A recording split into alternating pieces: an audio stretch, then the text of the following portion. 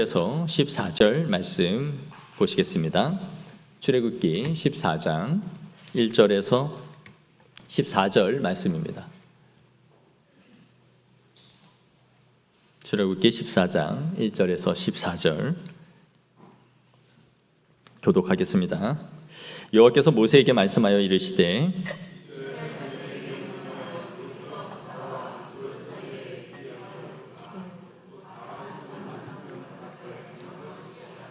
바로가 이스라엘 자손에 대하여 말하기를 그들이 그 땅에서 멀리 떠나 광야에 갇힌 바 되었다 하리라. 내가 바로의 마음을 완악하게 한즉 바로가 그들의 뒤를 따르리니 내가 그와 그의 온 군대로 말미암아 영광을 얻어 애굽 사람들이 나를 여호와인 줄 알게 하리라 하시매 우리가 그대로 행하니라.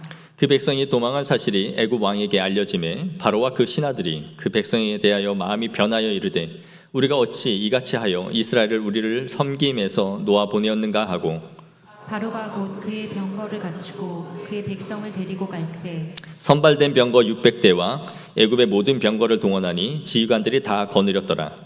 여호와께서 애굽 왕 바로의 마음을 완악하게 하셨으므로 그가 이스라엘 자손의 뒤를 따르니 이스라엘 자손이 담대히 나갔습니다. 애굽 사람들과 바로의 말들 병거들과 그 마병과 그 군대가 그들의 뒤를 따라 바알스본 맞은편 비하히롯 곁 해변 그들이 장막 친 데에 미치니라. 바로가 가까이 올 때에 이스라엘 자손이 눈을 들어 본즉 애굽 사람들이 자기들 뒤에 이른지라. 이스라엘 자손이 심히 두려워하여 여호와께 부르짖고 그들이 또 모세에게 이르되 애굽에 매장지가 없어서 당신이 우리를 이끌어내어 이 광야에서 죽게 하느냐 어찌하여 당신이 우리를 애굽에서 이끌어내어 우리에게 이같이 하느냐. 우리가 애굽에서 당신에게 이른 말이 이것이 아니냐. 이르기를 우리를 내버려두라. 우리가 애굽 사람을 섬길 것이라 하지 아니하더냐. 애굽 사람을 섬기는 것이 광야에서 죽는 것보다 낫겠노라. 모세가 백성에게 이르되 너희는 두려워하지 말고 가만히 서서 여호와께서 오늘 너희를 위하여 행하시는 구원을 보라. 너희가 오늘 본 애굽 사람을 영원히 다시 보지 아니하리라. 여호와께서 너희를 위하여 싸우시리니 너희는 가만히 있을지니라. 아멘. 우리나라의 충무공 이순신 장군은 세계에서도 뛰어난 명장 중에 한 명으로 알려져 있죠. 이 충무공 이순신이 했던 전투 가운데 우리가 잘 알고 있는 전투가 한산도 대첩입니다. 이 한산도 대첩은 지형지물을 이용한 그런 전쟁이었어요. 우리나라 수군 몇 대가 가서 먼저 일본 군대 수군을 공격을 하고 그리고 도망치는 거죠. 그러면 다리처럼 이 좁은 물길이라는 견내량이라는 곳으로 유도를 했어요. 우리 지도 한번 보시죠. 저 좁은 물길 쪽으로 그들을 인도하고 빠져나가서 도망을 치면 그 앞에 펼쳐져 있는 바다는 망망대해였습니다. 그래서 그곳에 우리가 잘 아는 하객진이라는 전법을 써서 이미 모든 군대가 대열을 갖춰 놓고 들어오기를 기다리고 있는 거죠. 거의 악어가 입을 벌리고 있듯이 그 입 안으로 거의 그들을 끌어들인 다음에 한 번에 수모를 시킨 작전이었어요. 이 일로 일본 군대가 완전히 괴멸을 했죠. 이 작전은 세계의 4대 해전 가운데 하나로 꼽힐 정도로 이 전술이 매우 뛰어난 그런 전투로 알려져 있습니다. 오늘 하나님께서 이 한산도 대첩보다 더한 방식으로 이 애굽의 군대를 괴멸시키기 위한 작전을 지금 짜시고 있는 것을 우리가 보게 됩니다. 이스라엘 백성들이 이제 출애굽을 해서 비하히롯이라는 곳에 진을 쳤는데요. 지도를 보시면 저 위치까지 이제 내려간 거죠. 그리고 홍해를 이제 앞두고 비하히롯 부근에 진을 친 겁니다. 정확한 위치가 저곳인지는 확실히는 않지만 학자들은 저쯤으로 예상을 하고 있어요.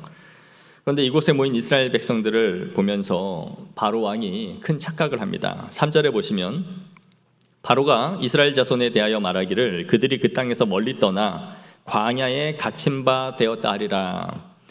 바로는 이스라엘 백성들이 광야 한복판에서 오도 가도 못하고 빙빙 돌고 혼란에 빠져 있다라고 생각을 한 거예요. 그래서 이스라엘을 추격하여 다시 이스라엘을 귀환시켜야 되겠다라고 마음을 먹은 것이죠. 바로가 왜 이런 착각을 했을까요?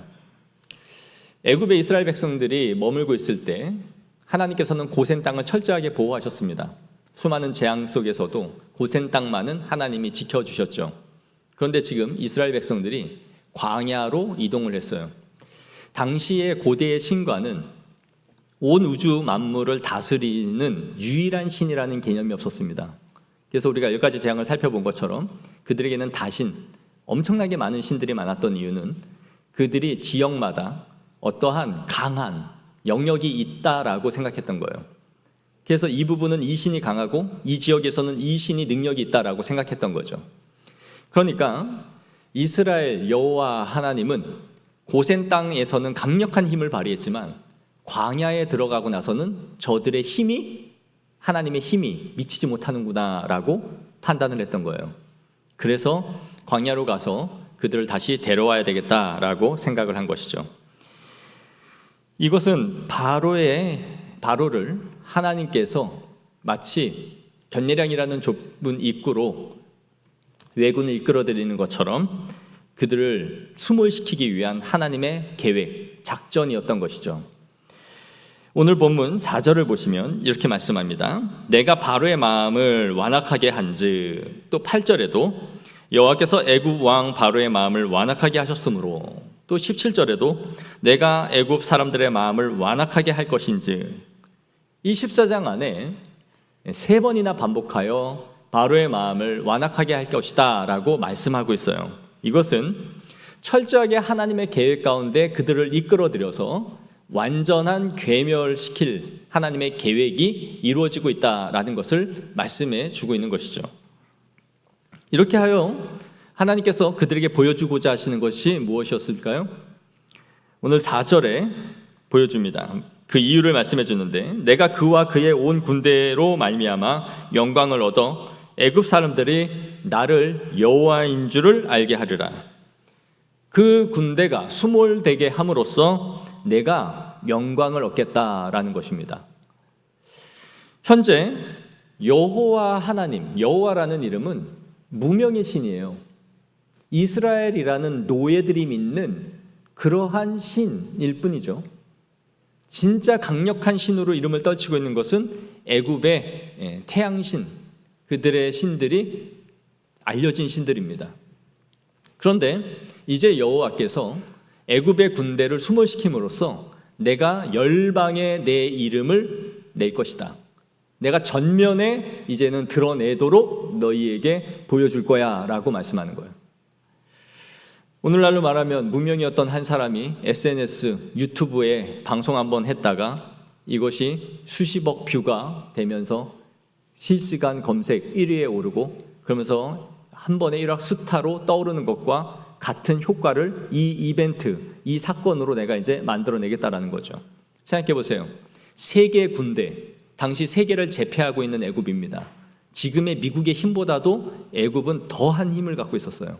그런데 그런 군대가 하루아침에 수몰되고 사라지는 것이 이 지역의 고대 근동의 소문으로 퍼진다면 도대체 무슨 일이 일어난 것인가? 그들의 전부 다 신을 믿는 그 세계 속에서 어떤 신이기에 저러한 능력을 보여주었는가라고 생각하겠죠. 그리고 소문에 거치면서 여호와 하나님이 저렇게 능력 있는 신이구나라는 것이 퍼지게 되는 겁니다. 내가 이를 통해서 이 세계 열방의 이름을 얻겠다, 내 영광을 드러내겠다라고 지금 말씀하시는 거예요. 여러분, 우리도 하나님을 믿고 신앙생활을 한다고 하지만 우리가 하나님을 전 우주적이고 전 영역에 영향을 발휘하시는 그런 하나님으로 믿고 있는가 하는 것을 우리가 생각해 봐야 돼요. 우리는 마치 내가 죽으면 그 이후에 내 영혼을 천국으로 이끌어 가시는 하나님이라거나, 어려울 때 내 마음에 평안과 안식을 주는 정도의 하나님으로 생각하는 경향이 많아요. 하나님을 아주 작은 영역에 국한시켜 축소시켜 버리는 것이죠. 그리고 내가 하는 모든 일, 이 땅의 정치, 사회, 경제, 문화, 교육 전 영역을 하나님의 손 안에서 다스리고 있다라는 생각을 잊어버릴 때가 너무나 많은 거예요. 그때마다 우리는 바로와 같은 착각을 하게 됩니다. 내가 가서 저것을 움직이면 되겠어. 그리고 되돌리면 되겠어. 그러나 그것이 실패인 거예요. 우리가 하나님을 믿는다는 것은 내 죽음 후에 사후세계를 책임질 보험 하나 드는 정도가 아니에요. 나의 영혼, 나의 마음 하나 평정심을 주려고 말씀을 읽는 것도 아니에요. 내가 하는 일과 우리의 삶의 모든 영역을 하나님이 다스리시고 지켜가시고 있다는 것을 믿기 원합니다. 그것이 하나님을 믿는다라는 의미예요. 그럼 바로는 이스라엘을 전혀 추격할 마음이 없었는데 하나님이 그의 마음을 완악하게 하셔서 불쌍하게 이 작전에 걸려든 것인가? 그게 아닙니다. 바로는 이스라엘 백성들을 놓아준 것에 대해서 끊임없이 후회하고 있었어요. 생각해 보세요.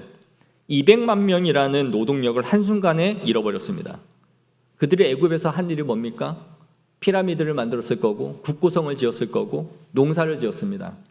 자신들이 해야 할 모든 일을 이 200만 명이라는 노동력을 가지고 호의호식하면서 누렸던 거예요. 국책 사업마다 이들을 투입시켜 움직였는데 그 200만 명이 단 하루아침에 사라졌습니다. 대체 인력이 없는 상황에서 200만 명의 노동력이 사라졌다는 것은 국가 마비 상태예요. 다음 날부터 나라가 돌아가지 않는 일이 벌어진단 말이에요. 그러니 이런 상황에서 이스라엘 백성들이 광야에서 혼란에 빠져 있다라고 판단을 하자 데려와야 되겠다라고 생각을 한 것이죠. 이런 것을 보면 불과 이틀 전까지만 해도 장자를 잃고 온 나라 전체가 쑥대밭이 되었음에도 불구하고 바로가 이스라엘을 포기하지 않는 완악함을 보여주고 있는 것입니다. 이와 같이 사탄은 절대로 우리가 쉽게 죄악에서 벗어나 신앙생활로 믿음으로 나아가는 것을 하지 못하도록 합니다. 절대 여러분들의 영혼을 사탄은 포기하지 않아요. 언제까지요? 여러분의 목숨이 끊어지는 그 순간까지요. 신앙생활 잘 하다가도 목숨이 끊어지는 그 순간 두려움과 허망함으로 신앙을 등지도록 만들 수만 있다면 여러분들을 악착같이 물고 늘어질 겁니다. 우리의 몸과 마음이 연약해지면 연약해질수록 사탄은 여러분에게 달려들 거예요. 여러분, 저는 목회를 하면서 한 명의 성도가 참된 성도가 되기까지 얼마나 많은 시험과 어려움을 겪는지를 보게 됩니다. 교회는 어떤 계기를 가지고 나올 수 있어요. 신앙생활은 쉽지는 않겠지만 그래도 저마다 이유를 가지고 시작은 할 수 있습니다. 하지만 얼마나 많은 사람들이 신앙생활을 중도에 포기하는지를 한번 보십시오. 이유는 각자 다양합니다.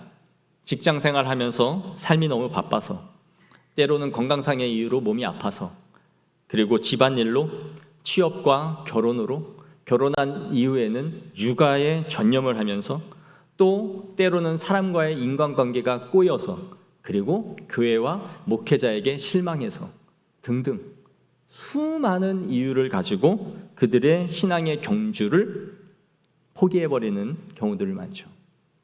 밖에 나가보세요. 교회 다니세요 라고 말하면 안 다녀요. 왜요? 그런 사람들이 다 저도 젊었을 때 교회 다녔습니다.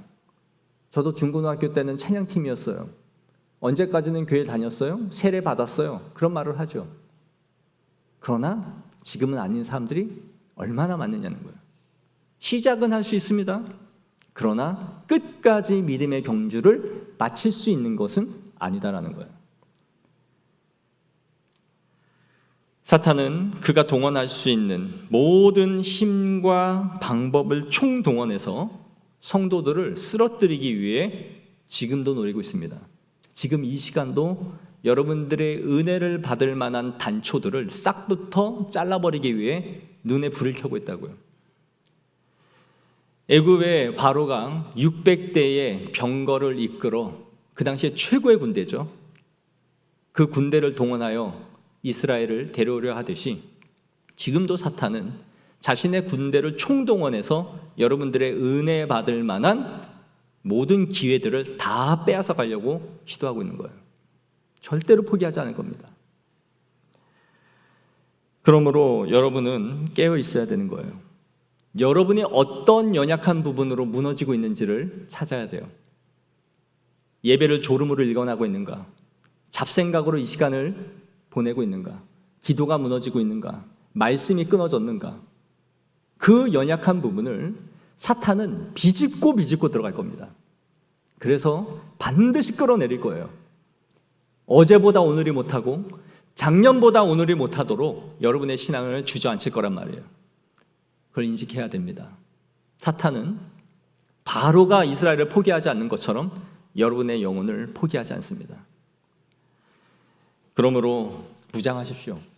내가 예배 자리에 앉았으면 하나님이 나에게 은혜를 주시지 아니하신다면 나는 일주일을 버틸 수 없다라는 각오를 가지고 전투 태세를 준비하는 군인처럼 임하시라는 거예요. 오늘도 그저 앉았다가 일어나는 예배, 그냥 또 일어나고 밥 먹고 교제 나누다가 가는 그 패턴으로는 우리의 신앙이 절대 소생할 수 없습니다. 하나님 앞에 불을 켜고 전투에 임하는 군인처럼 그렇게 은혜를 사모하는 성도들 되어지기를 원합니다. 한편 이런 상황에서 이스라엘은 어떻게 반응합니까? 진을 치고 먼 곳에서 말발굽 소리와 함께 흙먼지를 일으키고 달려오는 한 무리를 보게 되죠. 그리고 자세히 보니 그게 애굽 군대라는 것을 알게 됩니다. 그러자 이스라엘이 혼비백산하여 놀라죠. 패닉 상태에 빠져버려요. 10절 끝에 이스라엘 자손이 심히 두려워하여 여호와께 부르짖고, 이스라엘 백성들이 두려움에 하나님께 살려달라고 외치기 시작한 겁니다. 그러면서 동시에 뭐랍니까? 11절, 12절 말씀 우리 한번 보겠습니다. 함께 읽겠습니다. 시작. 그들이 또 모세에게 이르되 당신이 우리를 이끌어내어 이 광야에서 죽게 하느냐? 어찌하여 당신이 우리를 애굽에서 이끌어내어 우리에게 이같이 하느냐? 우리가 애굽에서 당신에게 이른 말이 이것이 아니냐? 이르기를 우리를 내버려 두라. 우리가 애굽 사람을 섬길 것이라 하지 아니하더냐? 애굽 사람을 섬기는 것이 광야에서 죽는 것보다 낫겠노라. 우리가 어디 죽을 데가 없어서 이 광야까지 끌고 와서 우리를 객사하게 만드냐? 네가 와서 우리 출애굽 한다고 할 때부터 내가 그딴 짓 하지 말라 했잖아. 더 큰 고난이 우리에게 그때 생겼었잖아. 그냥 가만히 우리가 여기 있게 놔두지 왜 와서 들쑤셔가지고 출애굽을 시켜주겠다고 해서 여기까지 끌고 온 다음에 우리를 죽게 하느냐라고 모세에게 원망과 불평을 속사포같이 지금 쏟아놓고 있는 것이죠. 이스라엘은 지금 공포와 두려움 속에 거의 이성이 마비된 것 같아요. 인간은 새로운 세계로 진입함으로써 생기는 어려움과 고난을 극복해 나가는 것보다 익숙한 두려움을 선택하는 존재입니다. 새로운 세계로 진입함으로써 당연하게 생기는 그 어려움과 힘듦을 선택해서 나아가기보다는 현재 내가 당하고 있던 그 익숙한 고통을 선택하는 게 인간이에요. 자유가 주는 성장통을 견디는 것보다는 당장에 먹고 자는 것을 공급해 주는 애굽이 낫다고 생각하는 거죠. 이걸 뭐라냐? 현상 유지 편향이라고 그래요. 그렇게 살면 뭐가 더 생깁니까? 노예는 노예일 뿐이에요. 주는 대로 받아먹고 소처럼 일하고 개처럼 던져주면 주워 먹으면서 평생 노예로 사는 거예요. 그런데 현재의 두려움이 생기니까 과거가 더 좋았어 라고 미화시켜버리는 거죠. 그대도 그때가 더 좋았어. 하나님을 믿으면 좋은 일만 생길 줄 알았는데 믿고 보면 현실이 그게 아니죠. 때론 우리가 예상하지 못한 어려움들을 만나게 됩니다. 어느 분을 전도하려 했는데 그분이 교회를 안 나간대요. 왜 안 나가냐 그랬더니 내가 예수를 믿어보려고 교회를 몇 번 나가는 거를 시도했는데 그때마다 무슨 일이 터지더래요. 우리 집은 원래 기독교 집안이 아니고 다른 종교를 믿는데 그래도 내가 교회를 가자 해서 몇 번 따라가 봤대요. 그런데 교회를 갔다가 집에만 가면 뭐 누가 아프거나 무슨 일들이 빵빵 터지면서 자기가 그때 결론을 내렸대요. 나는 평생 교회를 가면 안 되는 사람이구나. 이 두 신을 믿으면 안 되겠구나. 그래서 그때부터 내가 교회를 안 가기로 마음을 먹었다는 거예요. 가만히 있으면, 그럼 예수 안 믿고 가만히 있으면 그 삶이 뭐가 좋나요? 현상 유지일 뿐이죠. 아무 일 일어나지 않는 게 아니면 된다. 여러분, 그리스도인이 된다는 것은 우리의 삶의 방향과 목적과 패턴을 바꾼다라는 거예요. 하나님의 중심으로. 그러면 여러분, 운동도 안 하던 사람이 가서 역기 덤벨 들어보세요. 다음 날부터 온 근육이 아프고 그러죠.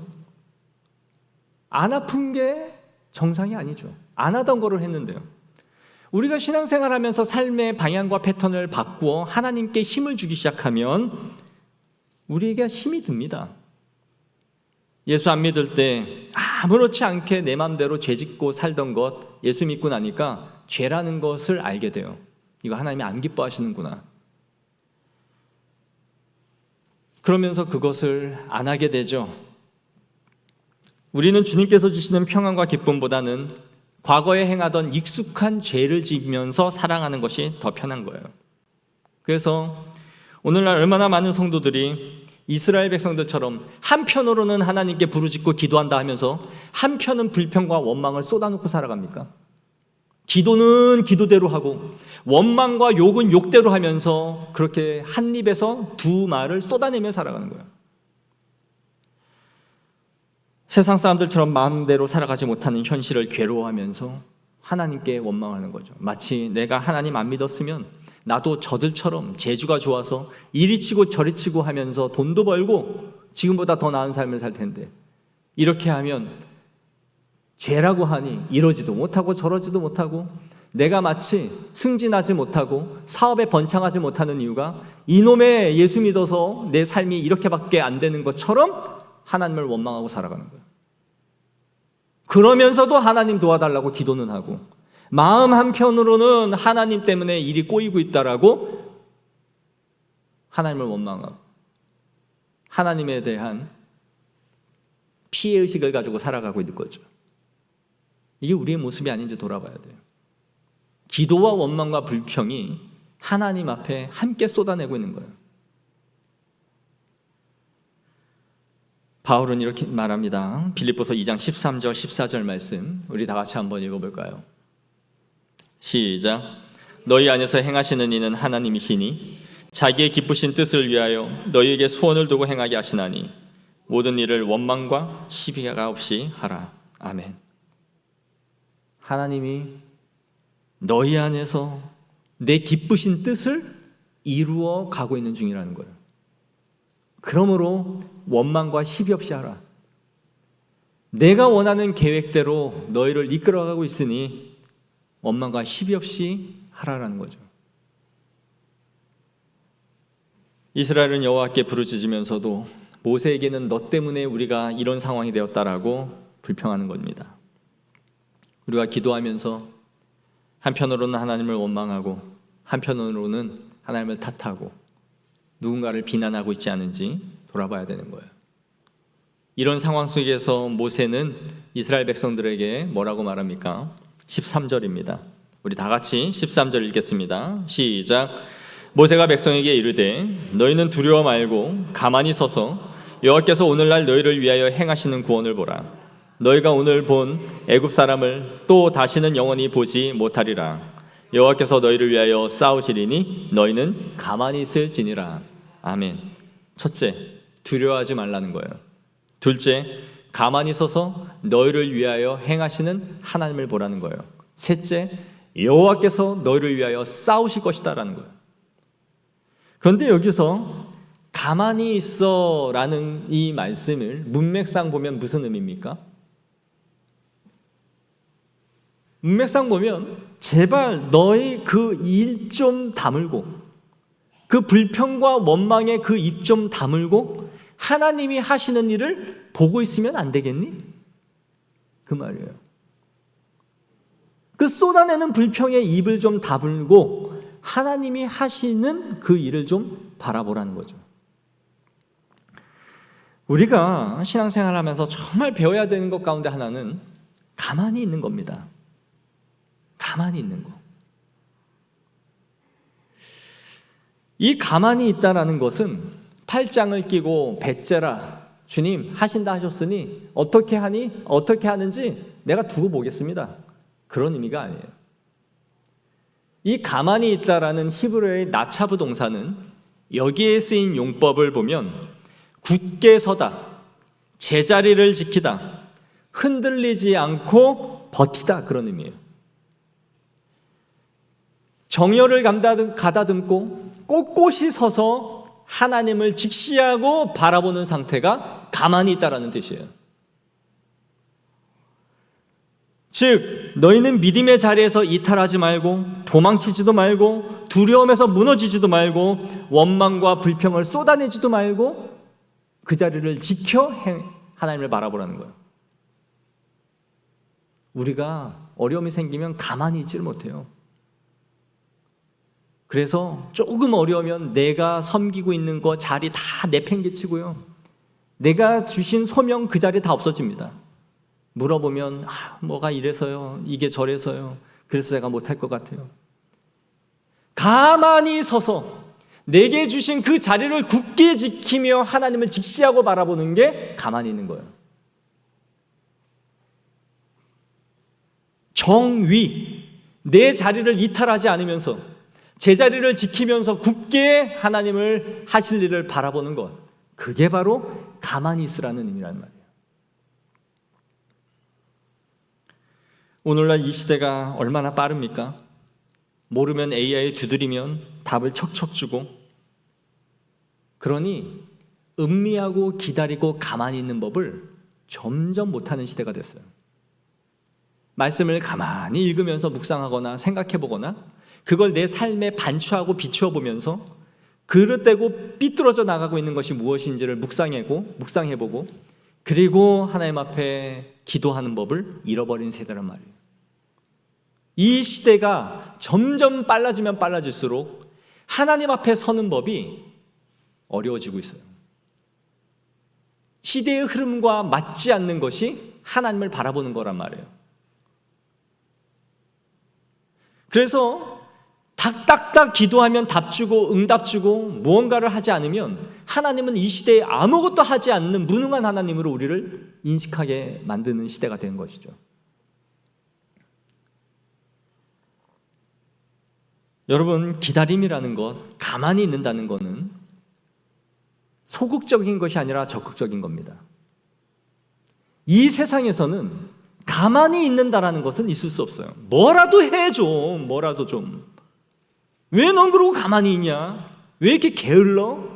왜 이렇게 나태해? 그러나 하나님 앞에서의 가만히 있는다라는 것은, 주님 앞에서 잠잠히 있는다라는 것은 아주 적극적인 행동이에요. 내 자리를 지키며 하나님을 직시하는 것이기 때문이에요. 주님이 일할 것을 바라보고 믿는 믿음으로 그 자리를 지키는 것이에요. 사랑하는 성도 여러분, 가만히 있는 법을 배웁시다. 그래서 이번 주부터 아무것도 안 하는 게 아니에요. 그 자리를 지켜 주님을 바라보는 거예요. 목사님이 가만히 있으라니 가만히를 쓰겠습니다. 절대 아니에요. 내 자리를 지키며 하나님을 바라보는 거예요. 그걸 우리가 배워야 돼요. 이 시대에 잃어가고 있는 경건이자 영성이에요. 힘든 상황이 있습니까? 풀어야 할 일이 있습니까? 굳게 서서 우리의 소명의 자리를 이탈하지도 말고 하나님을 원망하거나 불평하지도 말고 주님을 바라보십시오. 지금도 하나님은 일하고 계신 줄 믿습니다. 아버지께서 일하시니 나도 일한다. 우리 주님께서 하신 말씀이잖아요. 우리는 사면초가라는 말을 하죠. 누구의 도움도 받을 수 없는 고립된 상태를 말하는 거예요. 이스라엘이 지금 그렇지 않습니까? 뒤로는 애굽의 군대가, 앞에는 홍해가 가로막혀 오도 가도 못하는 이런 상황 속에 지금 그들이 놓여 있는 거예요. 이들이 불안해하는 것 너무나 당연한 거예요. 그러나 여러분, 왜 애굽의 군대를 이곳으로 끌고 들어오고 있는지를 생각해 보십시오. 하나님이 애굽의 군대를 왜 유인해서 이 홍해 앞까지 지금 밀어넣고 있는지를 생각해 보란 말이에요. 이순신 장군의 한산도 대첩보다 더한 작전을 지금 수행하시려고 준비하고 있는 거잖아요. 그들을 물 가운데로 끌어들여서 한 번에 없애버리겠다라는 거잖아요. 이것을 통해 하나님의 살아계심을 보여주고 그분의 이름의 영광을 받고자 하시는 하나님의 계획이 있는 것처럼 여러분의 삶 가운데 하나님이 이 일을 이루기 위하여 여러분의 가운데 그 문제를 끌고 들어오고 있다는 것을 보십시오. 하나님이 한 번에 이루시는 역사를 위하여 그 문제를 여러분의 앞으로 끌고 밀어넣고 있는 거란 말이에요. 그리고 우리에게 말씀하시는 거예요. 가만히 서서 하나님이 하시는 것을 바라보라. 패닉에 빠져서 혼비백산하지 말고 주님을 바라보라는 거죠. 모세는 이 하나님이 하실 일을 바라보고 있는 겁니다. 그래서 뭐라고요? 오늘 본 애굽 사람을 영원히 다시 보지 아니하리라. 알고 있었던 거예요. 완전한 승리를 하게 하실 거구나. 이렇게 사면총화에 있는 상황들이 우리의 인생을 살다 보면 몇 번은 마주하게 되어 있습니다. 지금 그런 상황이 있을 수도 있고요. 우리가 예기치 않은 때에 그러한 일들을 마주할 수 있어요. 그러나 여러분, 그때마다 잊지 마십시오. 하나님이 이 일을 통해서 또 무언가를 하시려고 작전을 짜고 계시는구나. 나한테 이 일을 밀어넣는 이유가 반드시 있는 거구나. 주님이 영광을 받기 위하여 하나님의 일을 지금도 준비하고 계시는구나. 그리고 하나님이 큰 일을 반드시 이루시겠구나. 그 믿음이 있다면 우리가 할 수 있는 방법은 유일하게 하나입니다. 가만히 서서 주님이 하실 일을 바라보는 거예요. 우리의 믿음의 자리를 지키십시오. 하나님이 하실 거를 기대하십시오. 힘들다고 우리의 자리를 이탈하여 도는 것이 아니라 우리의 자리를 가만히 서서 주님을 바라볼 때에 하나님이 우리를 위하여 싸우시고 역사하실 것을 믿습니다. 그 은혜의 힘이 얀주간도 우리의 삶 가운데 넘치게 부어질 것을 믿습니다. 기도하겠습니다. 우리 다 같이 이 말씀을 가지고 기도하기를 원합니다. 하나님, 나의 현실의 지금의 삶을 유지하려는 이 안일함을 버리게 하옵소서. 주님이 열어가시고 우리에게 이끌기를 원하시는 그 자리에 그때 오는 어려움과 불편함을 이겨낼 수 있는 믿음을 주시고 주님의 손을 붙잡고 믿음의 모험을 떠날 수 있는 성도가 되게 하옵소서. 또한 기도할 때에 우리 주변에 둘러싸인 이 어려운 환경들이 있을지라도 이 일을 통하여 하나님의 영광을 받고자 하시는 자리가 있음을 믿고 하나님의 계획을 받아들이며 주님을 붙잡는 믿음을 허락하여 달라고 우리 다 같이 주신 말씀 붙잡고 자신에게 적용하며 기도하겠습니다. 하나님 아버지, 오늘도 이 말씀 붙잡고 우리가 주님 앞에 온전히 서서 나아가기를 소망합니다. 하나님 영광 받아주시고 하나님 은혜 베풀어 주시옵소서. 우리의 삶을 하나님이 이끌어 가시는 주님의 언약 백성으로서 우리를 풍성히 하시고 풍족히 하시고자 하시는 하나님의 영광과 계획으로 우리를 이끌어 가시는 길이 있는 줄 믿습니다. 그럼에도 불구하고 우리는 항상 현상을 유지하려 하는 우리의 안일함과 나태함과 우리의 게으름이 있습니다. 하나님 용서하옵소서. 우리가 적극적으로 가만히 있게 하옵소서. 수동적으로 주님을 바라보게 하옵소서. 우리의 손길, 주님의 손길을 항상 의지하며 우리의 길을 여시고 우리의 길을 닫으시며 인도하시는 하나님이심을 믿고 의지하며 주님의 손 붙잡고 믿음의 길을 걸어가게 하옵소서. 또 우리의 삶 가운데 척척삼격으로 쌓여있는 이 어려운 모든 상황과 환경들이 있을지라도 하나님을 바라보며 의지하며 하나님이 날 향한 계획과 주님의 일하심을 우리가 바라보며 걸어갈 수 있는 성도들 될 수 있도록 하나님 한 주간도 지켜주시고 은혜를 베풀어 주옵소서. 진리로를 풍성케 하옵소서. 감사드리겠습니다. 하나님 아버지, 우리가 하나님 앞에 믿음으로 살아보려 다짐하면 다짐할수록 우리의 삶에 걸림이 되고 우리의 현실의 삶에 안주하고자 하는 나태함과 게으름이 우리에게 있습니다. 그리고 하나님을 믿고 따름으로 인해 생기는 불편과 어려운 현실들이 우리 가운데 원망과 불평으로 나올 때가 있습니다. 하나님 아버지, 우리의 안일함을 내려놓고 주님의 손 붙잡고 믿음으로 금류타기를 할 수 있는 담대함을 허락하여 주옵소서. 주님이 함께 하시면 그 물살도 헤치고 나갈 것이고 주님이 손잡아 주시면 그 폭풍우 가운데서 독수리가 날개치며 하늘 오른 같이 주님께서 우리를 덮으시고 이끌어 가실 줄을 믿습니다. 우리의 산적해 있는 수많은 삶의 문제들이 있다 할지라도 그 자리로 우리를 이끌어 가시는 이유는 반드시 있으며 하나님의 더 큰 계획과 영광을 위한 하나님의 방법을 보게 하심을 우리가 기대하며 가만히 있어 주가 하실 일을 바라볼 수 있는 적극적인 기다림이 있게 하여 주옵소서. 전능하신 예수님의 이름으로 기도하옵나이다.